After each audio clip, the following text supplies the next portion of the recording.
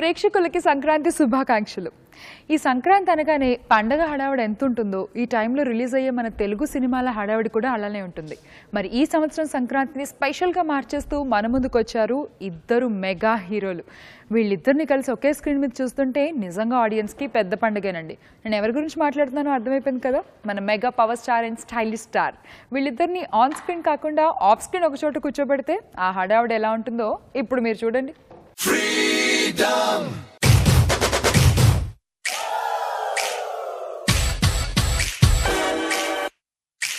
Hi, hello అండి. సంక్రాంతి శుభాకాంక్షలు. సంక్రాంతి శుభాకాంక్షలు కూడా. ఏంటి ఇంత ఫార్మల్ గా వచ్చారు మీరు? యాక్చువల్లీ ఎక్కడో బయట నుంచి వచ్చాను, సో అందుకే డ్రెస్ చేంజ్ చేసుకునే టైం లేక వచ్చాను. జనరల్ గా బన్నీ అంటే చాలా క్యాజువల్ గా ఉంటారు. ఇక్కడ చూస్తే చెర్రీ ఏమో మీలా ఉన్నారు, మీరేమో చరణ్ లా రెడీ వచ్చారు. ఇప్పుడు మేము అనుకోలేమో ఎవడు అని. ఇద్దరు ఎక్స్చేంజ్ చేసుకున్నారు. కొత్తగా ఉంది ఇది కూడా. Thank you. సో చరణ్ గారు, జనరల్గా ఇలాంటి కథలు ఎప్పుడో కానీ రావు, అండ్ స్పెషల్లీ డిజైన్ చేయాలి అంటే కూడా ఏ పని కాదు. సో అసలు ఎవడు ఎలా వచ్చింది, ఎలా పుట్టింది? అంటే రైటర్ వకంత వంశీ ఐడియా అండి. ఇనీషియల్గా ఐ గెస్ నాకు ఎగ్జాక్ట్గా తెలియదు, బట్ నాకు ఫస్ట్ టైం వినడం వంశీ చెప్పినప్పుడే విన్నాను, మా డైరెక్టర్ వంశీ చెప్పినప్పుడు. అండ్ నాకు అర్థం కాలేదు ఇలాంటి కాన్సెప్ట్, ఫస్ట్ టైం వింటున్నాను. ఇంతకుముందు నేను చూడలేదు, నేను వినలేదు ఇలాంటి story. It's very fortunate that we both are lucky to get a subject like this. And yes, I'm the writers, the way Vamsi narrated to me, I was spellbound.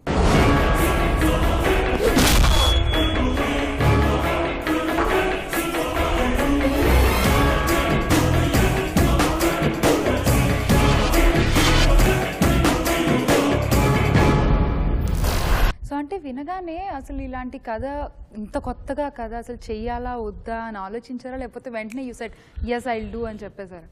Frankly నేను ఇమీడియట్గా yes చెప్పే quality లేదండి నాకు. I take about one sitting are two narrations పడుతుంది నాకు. And second narration I was very sure.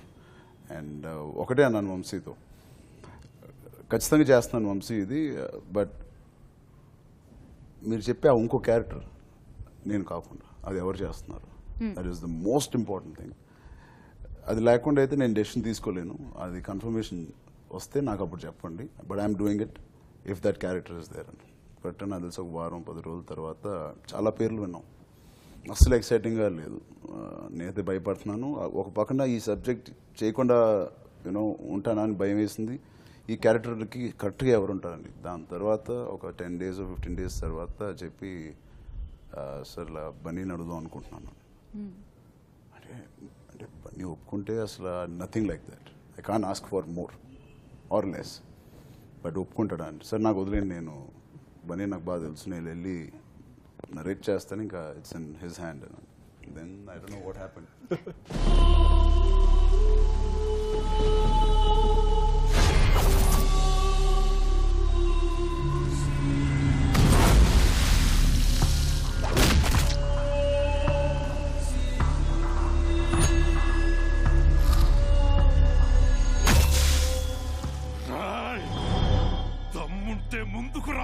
ఏం జరిగింది తర్వాత?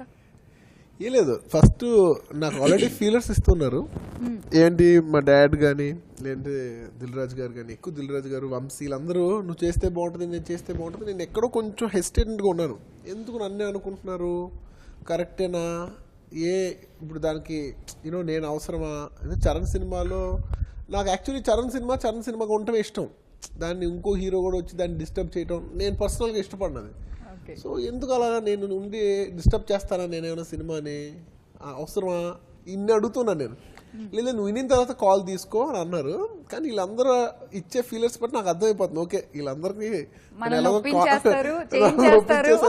అని. నేను కథ విన్న తర్వాత డెఫినెట్లీ దీనికి నిజంగా ఎవరు చేసినా బాగుంది. అంటే ఏజ్ గ్రూప్స్ మ్యాచ్ అవ్వాలి, బాడీస్ మ్యాచ్ అవ్వాలి, అదే ఇద్దరు కొంచెం ఒకేలా ఉంటారు అనే ఒక క్వాలిటీ కావాలి.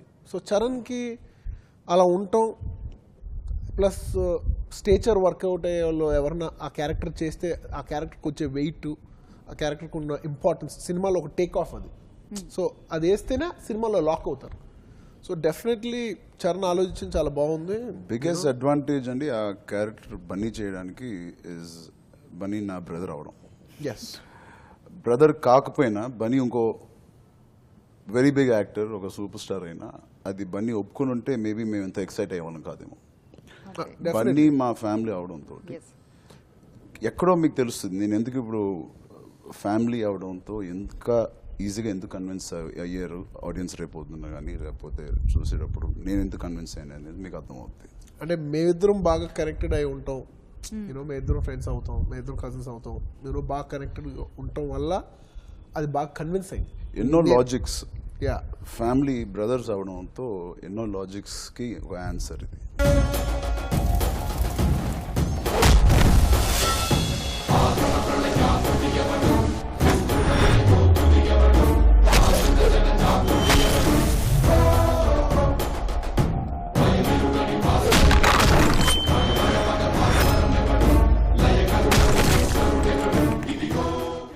అండ్ అసలు మీరు ఇందాక అన్నారు బన్నీ నా బ్రదర్ అవడం అని, అసలు మీరు ఇద్దరు బ్రదర్సా బావమరుదులా? అదే నాకు చూస్తే నిజంగా చాలా డౌట్ అన్నమాట. అంటే ఒక బ్రదర్స్ కి ఎంత అండర్స్టాండింగ్ ఉంటుందో, మీ ఇద్దరు విడివిడిగా కూర్చోపెట్టి ఒక Actually క్వశ్చన్స్ చెప్పాలంటే అడిగితే సేమ్ మీరు చెప్పినట్టు- ఇద్దరు ఒకే ఆన్సర్లు ఇస్తారు.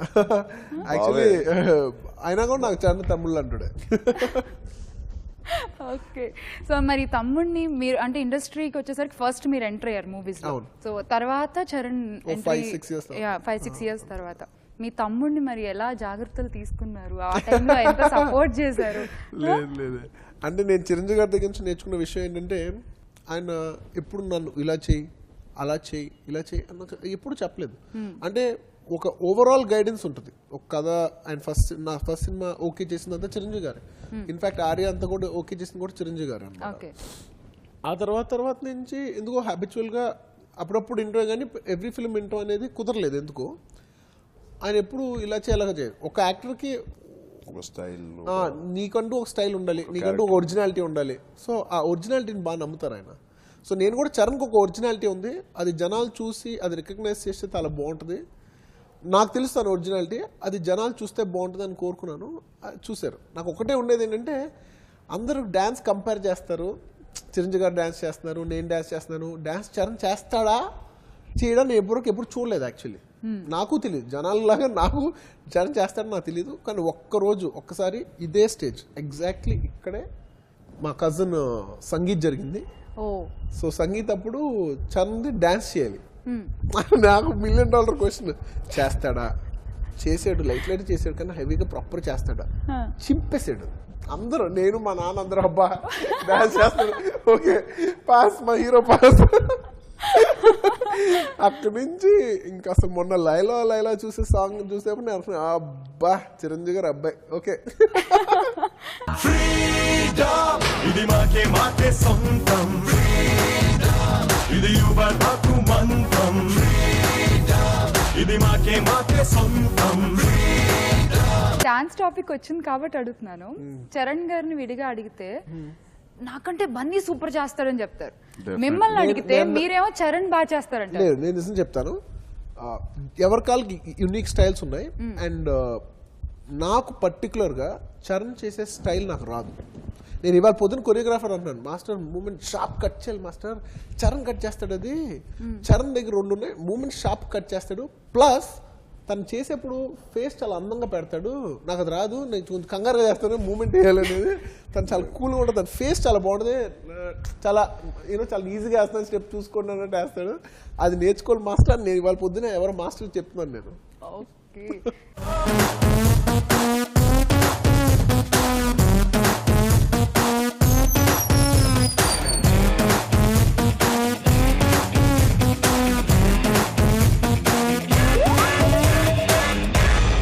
అసలు ఫస్ట్ నేను ఇక్కడికి రాగానే ఆ పోస్టర్ చూసి ఒక్క నిమిషం అలా ఆగిపోయాను.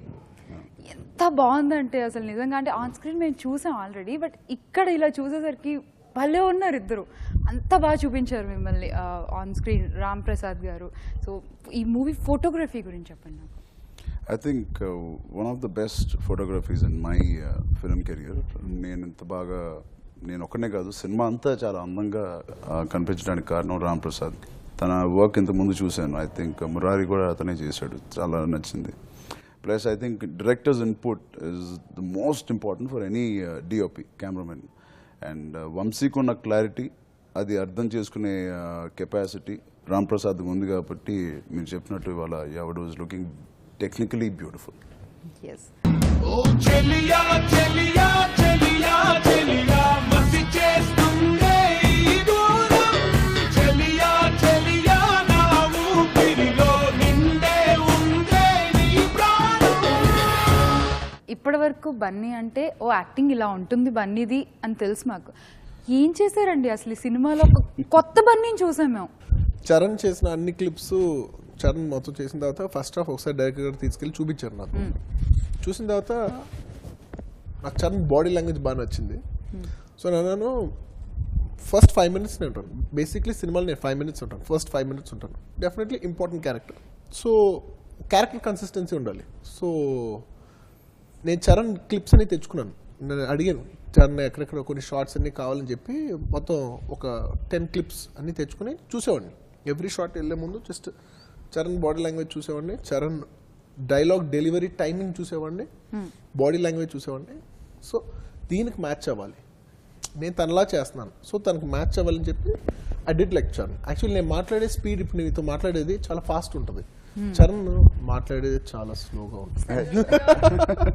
చరణ్ ఓవరాల్ టైమింగ్ చాలా స్లోగా ఉంటుంది. సో నేను చెప్పే డైలాగ్ కూడా నేను టపటప చెప్పేస్తూ ఒకసారి చరణ్ గుర్తుకొచ్చి మెల్లిగా అలా ఆగి చరణ్లో చెప్పాను. ఐ థింక్ ఈ సినిమాకి నాకన్నా ఎక్కువ హోంవర్క్ బనీ చేశాను. ఆ క్యారెక్టర్ ని అంత బాగా అర్థం చేసుకున్నాడు. అండ్ బికాస్ తన అండం అలా మంచితనం కానీ 5 to 15 minutes ఎంత ఉంటుంది, 15 minutes, అస్సలు 5 minutes ఉంటుంది. But what I meant to say is ఆ 5 minutes కానీ జనాలు కనెక్ట్ అవ్వకపోతే I think the rest of the character నేను ఎంత చేసినా కష్టం అయిపోయింది నాకు. సో బన్నీ చేసిన effort, those 5 minutes help me, my director and rest of the movie impact అనుకో.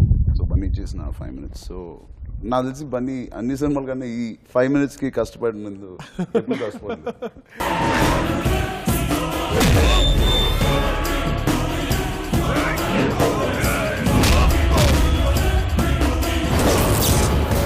అండ్ స్పెషల్లీ వంశీ గారికి బయట టాక్ ఏంటంటే అసలు ఆయనకు కావాల్సింది ఆయన వచ్చిందాక ఆయన వదలరు ఆర్టిస్ట్ అని చెప్పి జనరల్ గా అంటుంటారు. మేకింగ్ మీరు చెప్పండి, మీ ఎక్స్పీరియన్స్ ఎలా ఉంది వంశీతో? అంటే మేకింగ్ చాలా స్టైలిష్ గా ఉంటుందని చెప్పి అంటుంటారు. సో వంశీ గారితో ఎక్స్పీరియన్స్ మీకు ఎలా ఉంది ఈ మూవీకి పనిచేయడం? వంశీ డెఫినెట్లీ మీరు చెప్పిన పాయింట్స్ అన్ని I completely agree to it. Apart from that అవన్నీ సూపర్ఫిషియల్ స్టైలింగ్ కానీ అవి కానీ, బట్ కథని అర్థం చేసుకునే విధానం కానీ దాన్ని తిరిగి స్క్రీన్ మీద ఎగ్జిక్యూట్ చేసే విధానం, ఐ థింక్ నేను పనిచేసిన డైరెక్టర్లో one of the best directors. Undoubtedly I can tell you that. మనం భయపడట్లేదు, చెప్పిన నరేషన్ నుంచి ఏ స్థాయికి స్క్రీన్ మీద కనపడింది అనేది ఒక చిన్న వాక్యూమ్ స్పేస్, అది ఎప్పటికీ తెలియదు. చాలాసార్లు నరేట్ చేసింది, ఇంట్లో కూర్చొని నరేట్ చేసిన సినిమా, తెర మీద చూసిన సినిమా కొన్నిసార్లు ఇంత తేడా ఉంటుంది. సో ఈ భయం ఎలాగైతే నేను చెప్పినట్టు వంశీతో పనిచేసినప్పుడు ఆ భయం ఉండదు. నాకు తెలిసి ఇంకా ఒక 10 రెట్లు ఎక్కువే ఉంటుంది తప్ప సీను నెవర్ 1 bar కూడా తగ్గదు. సో ఆ కాన్ఫిడెన్స్ ఇస్తాడు అండ్ క్లారిటీ ఉంటుంది.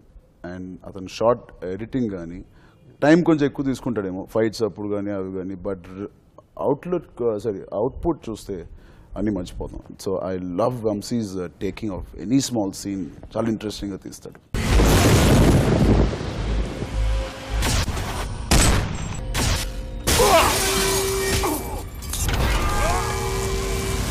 ఎవడయ్యి ఉంటాడ్రా, ఎవడు?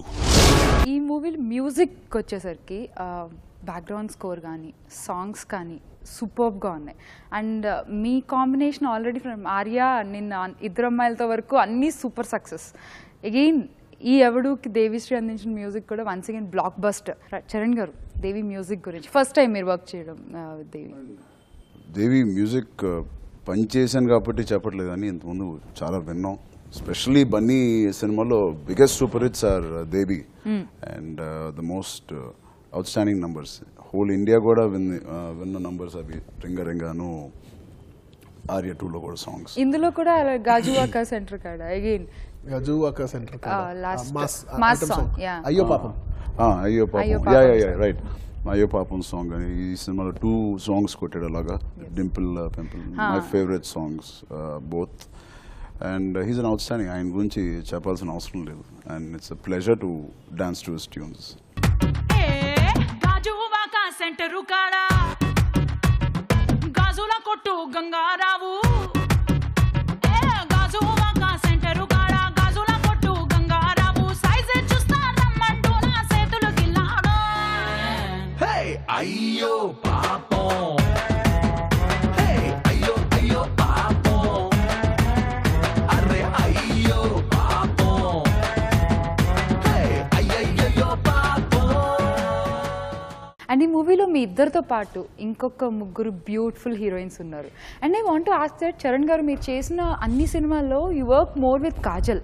అగైన్ మళ్ళీ ఇందులో కాజల్ అంటే మీతో కాకపోయినా బన్నీ కాంబినేషన్లో చేశారు. అంటే సెంటిమెంట్ వైజ్ ఏమైనా రిపీట్ చేస్తున్నారా లేకపోతే ఇట్స్ ఫ్లూక్గా అలా? అంటే వై నాట్, కెమిస్ట్రీ బాగుంటే వై నాట్. ఇప్పుడు మగధీరలో వాళ్ళిద్దరు కలుస్తున్నారు, సో ఒక రీకాల్ వాల్యూ బాగుంటుంది కదా. డెఫినెట్లీ. సో వీళ్ళిద్దరు జంట బాగుంటుంది అన్నప్పుడు ఆ జంటలో ఒకరు చనిపోయినా ఇంకోళ్ళు లేకపోయినా అరే పాపం అనే ఫీలింగ్ ఆటోమేటిక్గా ఫాస్ట్గా వస్తుంది. అదే కొత్త అమ్మ వెళ్తే అంత ఫాస్ట్గా రాలేకపోవచ్చు. అండ్ ప్లస్ మాకున్న షార్ట్ డ్యూరేషన్, సో ఆ 5 minutesలోనే కన్విన్స్ చేయాలి. So I think it's a nice casting. తప్పలేదండి, జనాలకి నచ్చిన పేరు అయినప్పుడు రిపీట్ చేయడంలో తప్పలేదు. అండ్ రేపొద్దున చేసే కృష్ణవంశీ సినిమాలో కూడా కాజలే అనుకున్నాం. సో ఏంటండి ఈ మధ్య ఈ జనరేషన్ లో ఒక్కసారి హీరోని రిపీట్ చేస్తే అన్ని క్వశ్చన్లు అడుగుతారు. పాత సినిమాలో 20, 30, 40 సినిమాల్లో కూడా అదే హీరో. చిరంజీవి గారి టైం అనుకోండి, ఎన్టీఆర్ గారి టైం అనుకోండి, మేము అడగం ఎందుకంటే ఆ టైంకి అలా సెట్ అవుతారు. బట్ ఇప్పుడు ఏంటంటే ప్రతిసారి కూడా ఎక్స్పెక్ట్ ఈసారి ఎవరితో చేస్తారు, ఈసారి బన్నీ ఎవరితో నోటీస్ చేశాను, ఇది ఎక్కువ అమ్మాయిల్లో ఉంటది. మరి లేకపోతే అబ్బాయిలో ఉంటదా?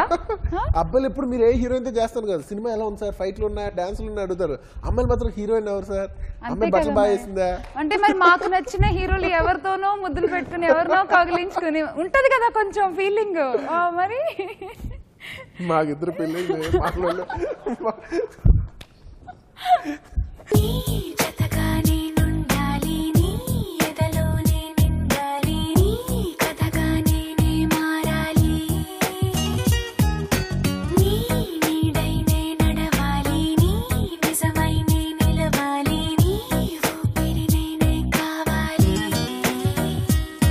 నాకే తెలియని నన్ను చూపించి నీకై పుట్టాననిపించి నీ దాకా నన్ను రప్పించావే. And how is working with Shruti Haasan? శృతిని చిన్నప్పుడు 2-3 సార్లు కలిసి మేము ఏదో బర్త్డే పార్టీస్ తప్ప ఇలాగా ఎప్పుడు ఆలోచించలేదు. అండ్ గబ్బర్ సింగ్ చూసిన తర్వాత ఐ లవ్ శృతిస్ వర్క్. ఉన్న కాసేపైనా చాలా అందంగా కలింబాబాయిని కాంప్లిమెంట్ చేస్తూ చాలా అందంగా ఉంది. And it was a pleasure working with her. అసలు పెద్ద యాక్టర్ కూతురులాగే ఎప్పుడూ బిహేవ్ చేయలేదు. అప్పటికి వంశీకి మాకు తెలియదు ఎలా ఉంటుంది అమ్మాయి working style. And I think race గురంలో కూడా అమ్మాయి చేస్తున్నారు కదా నెక్స్ట్. అదేంటో నాకు తెలియదు. చరణ్ చేసే ప్రతి హీరోయిన్ తో ప్యారలల్ గా నెక్స్ట్ క్వశ్చన్ అదే నాది. ఎలా తెలిసిపోతున్నాయి అంటే ఏమో నువ్వు కాజల్ చేసేప్పుడు నేను ఆర్య 2 మగధీర, ఆర్య 2, తమన్నా, బద్రీనాథ్, రచ్చ అగైన్ శృతి హాసన్ ఎవడు అండ్ రేస్ గురం. మేము అనుకుంటాం మీరిద్దరు అనుకుని ఓకే బాగుంది తిను నెక్స్ట్ ఇలా చెప్తారేమో అని. సంబంధం కూడా అందులో హీరోయిన్ విషయం అసలు మా సంబంధం డైరెక్టర్ తీసుకునే కాలేజ్ డైరెక్టర్స్ కాల్ కంప్లీట్లీ. నిన్ను చూడకుంటే చాలు చెప్పల్లో నా పెంపు, నీ చూపే తాకిందంటే పువ్వుల్లో నువ్వు లేని లైఫ్ అంటేనే సైకిల్ లేని హ్యాండిల్, నా తోడై నువ్వే ఉంటే 1000 watts candle. Come on you are my beauty packet.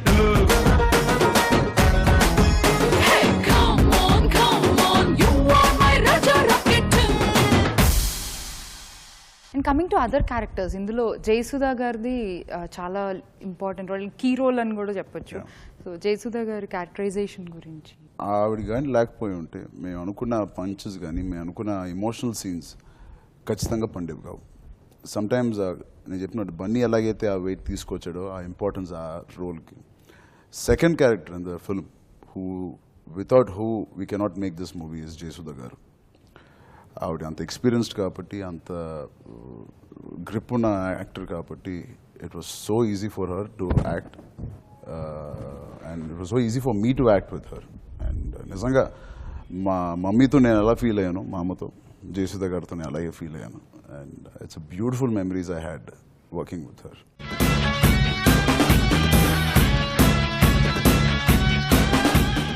And ఈ మూవీ ట్రైలర్ రిలీజ్ అయిన దగ్గర నుంచి కూడా ప్రతి ఒక్కళ్ళు మాట్లాడుకునేది డైలాగ్స్ గురించి. బతికితే ఆశలు, పోతే ప్రాణాలు, అండ్ అగైన్ వాడి ఒంట్లో భయం లేదు, కంట్లో బెదురు లేదు, సాయి కుమార్ గారి డైలాగ్. సో చాలా పవర్ఫుల్గా ఉన్నాయి డైలాగ్స్ అన్నీ కూడా మూవీలో చూస్తే కూడా. సో మీకు నచ్చిన డైలాగ్ ఏమన్నా ఈ మూవీలో? 10, 20, 30, 40, 50, 100 తీసుకురా నాకే. 10, 20, 30, 40, 50, 70, 100 మందిని పంపించిన ఇదే రిపీట్ అవుతాయి. That's my favourite. నాకు సినిమాలో హై అంటే what's your favourite dialogue? Scene యుద్ధం గెలవాలంటే యుద్ధం చేయాల్సిందే. I think it's such a inspirational dialogue. I'm so lucky. And ఆ సీన్ కూడా మీరు చూస్తే అలాగే ఉంటుంది. ఇట్ ఈస్ వెరీ ఇన్స్పైరింగ్ ఆ సీన్. యుద్ధం గెలవాలంటే యుద్ధం చేయాల్సిందే. జీవితం బతికితే ఆశలు, పోతే ప్రాణాలు. నాకు పర్టికులర్గా ఈ ఫిల్మ్లో చెప్పాలంటే చాలా బాగా చేసింది, నాకు బాగా నచ్చింది సాయి కుమార్ గారు work. More than anybody, like more than any other character. ప్రస్తావన సినిమా చూసి నేను ఆయన పెద్ద ఫ్యాన్ అయిపోయానండి. ముందు మామూలుగా చూసేవాడిని, బట్ నిజంగా ఆయన ఫ్యాన్ అయ్యానంటే ప్రస్తావన సినిమా చూసి. ఎన్నో ఆప్షన్స్ అనుకున్న తర్వాత వంశీ సాయి కుమార్ గారు అనుకుంటున్నాను I'm going to give him a totally different look అని అన్నారు. అండ్ ఎంత పవర్ఫుల్గా ఉన్నారు ఆయన. ఎక్కువ చాలా ఎగ్జాజరేటెడ్గా చేస్తారు, బట్ ఈ సినిమాలో చూస్తే ఎంతో సటిల్గా ఒక ఇంగ్లీష్ యాక్టర్ లాగా ట్రై చేశారు ఒక characterization. And it was so powerful. ఏదైనా ఒక్కడితోనే మొదలవుద్ది. ఆడి కంట్లో భయం లేదు,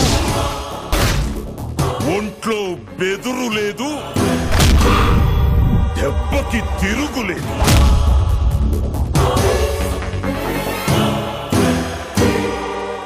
మీరిద్దరూ కలిసి సెట్ లో వర్క్ చేసేటప్పుడు అక్కడ ఎన్విరాన్మెంట్ ఎలా ఉండేది? మీరుంటే డెఫినెట్ గా అక్కడ గోల్ గోల్గా ఉంటది. కలిసి చేసిన రోజులు మాక్సిమం వన్ డే ఇద్దరు కలిసి వన్ డే, అది 1 ఈవినింగ్ అంతే. సో దానికి మించి మేము చెప్పకూడదు బట్ సినిమా గురించి. But we are a blast.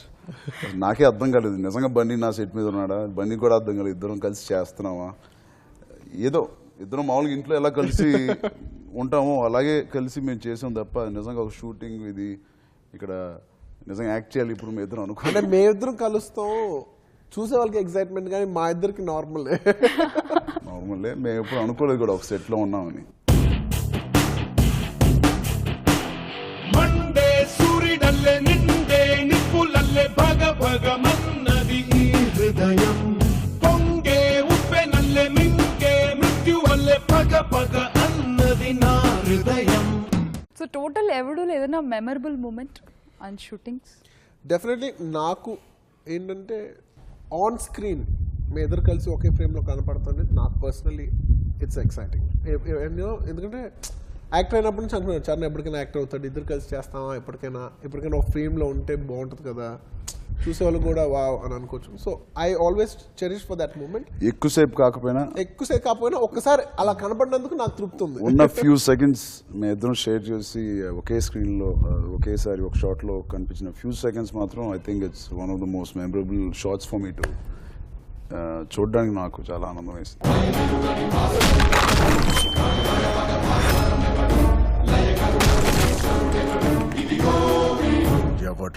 ఈ ఎవడు సినిమా చూసిన తర్వాత అసలు ఫస్ట్ చిరంజీవి గారి ఎక్స్ప్రెషన్ ఏంటి, అసలు ఏమన్నారు ఆయన? మేము మా హోమ్ థియేటర్ లో చూసామండి. బన్నీ వాజ్ నాట్ దే అప్పుడు. నేను, వంశీ, నాన్నగారు, అమ్మ మామూలుగా చాలా చూసి డైరెక్టర్తో బాగుందని చెప్పేసి వెళ్ళిపోతారు మామూలుగా. నాకు తెలిసి అమ్మ ఒక 5 నిమిషాలు వంశీ నేను నిజంగా నేనున్నానేమో అక్కడ జయసుధ గారితో కొన్ని సీన్స్ మీరు చూస్తే నాది జయసుధ గారిది, అండ్ షీ స్టార్టెడ్ క్రయింగ్, అంత ఎమోషనల్ అయిపోయింది అమ్మ. అంత బ్యూటిఫుల్గా రాశారు, అంత బ్యూటిఫుల్గా తీసాడు. ఆ అవకాశం మాకు ఇచ్చాడు డైరెక్టర్. మాది జయసుధ గారి సీన్స్, అండ్ మా మదర్ అలా రియాక్ట్ అవ్వడం చూసి I don't know how to react. First time మా అమ్మను అలా చూశాను. అండ్ వంశీ, మా మమ్మీ ఎవరిని ఎప్పుడు హగ్ చేయదు, ఏం చేయదు, చాలా మామూలుగా ఉంటుంది. వంశీని నిజంగా హగ్ చేసి థ్యాంక్స్ అమ్మా, I'm very proud that Charan was part of this movie అన్నారు. I think it's most beautiful moment to see my mom react to that. And of course dad ఒకటే హగ్ ఇచ్చారు వంశీకి, ఇంకేం ఆలోచించక అని రాజుకి, వంశీకి, ప్లీజ్ గో హెడ్ కాన్ఫిడెంట్లీ అన్నారు. ఎవడయ్యి ఉంటాడ్రా? ఎవడు?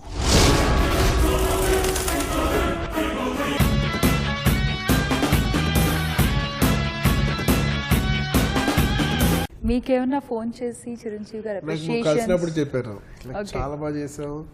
నేను ఇన్ఫాక్ట్ నువ్వు చేస్తే ఎలా ఉంటుందో, నువ్వు చేస్తున్నావు తెలుసు కానీ ఇంత బాగా చేస్తావు నేను ఎక్స్పెక్ట్ చేయలేదు. చాలా బాగుంది. టేక్ ఆఫ్లోనే ఒక మూడ్ సెట్ చేస్తావు, చాలా బాగుందని నన్ను కాంప్లిమెంట్ చేశారు. నిజంగా చాలా హెల్తీ కాంబినేషన్, చాలా బాగా అనిపించింది ఆన్ స్క్రీన్ మీ ఇద్దరిని చూస్తుంటే. ఇందాక మనం మాట్లాడుకున్నట్టు ఫుల్ ప్లెజ్డ్ మూవీ కూడా త్వరలోనే రావాలని కోరుకుంటున్నాము. అండ్ ఫైనలీ ఫర్ ఎవడు ఆడియన్స్ మీరేమన్నా చెప్పేది ఉందా? అంటే ఒకటే చెప్తానండి, ప్రతి సంక్రాంతి లాస్ట్ సంక్రాంతి లాగా ఈ సంక్రాంతి కూడా ఎంత మంచి గిఫ్ట్ మా అందరికి ఇచ్చినందుకు మీరు అందరికీ పేరు పేరున థ్యాంక్స్ చెప్పుకుంటున్నాను. ఐ విష్ దిస్ సంక్రాంతి మేమంతా హ్యాపీగా ఉన్నాం, మీరు కూడా అంతే హ్యాపీగా ఉంటారని కోరుకుంటున్నాను. And thank you, you made us feel very very special. అందరికీ సంక్రాంతి శుభాకాంక్షలు.